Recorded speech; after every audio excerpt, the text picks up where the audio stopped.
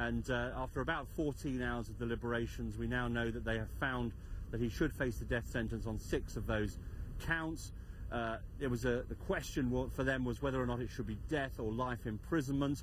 The defence had argued that there are a number of mitigating circumstances, particularly his age, the influence of his elder brother Tamerlan, his family upbringing, his remorse for the crime. All these things, the defence argued, should have given him life imprisonment rather than the death penalty.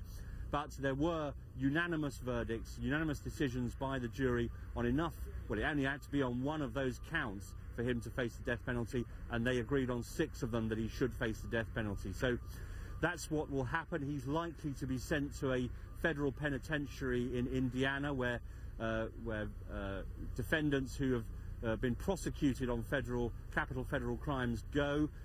It's very unlikely this is the end of the legal process, incidentally. We would expect there to be a number of appeals. That is the process in the United States. People can spend upwards of a decade or more on death row while various appeals go through.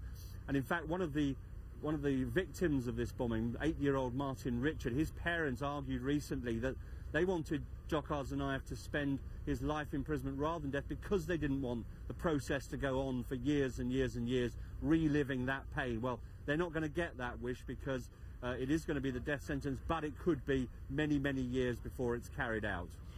Indeed, Gary, and we're getting just comments from the U.S. Attorney General, who is saying that the sentencing of Dzhokhar Tsarnaev is the ultimate penalty, is a fitting punishment for this horrific crime.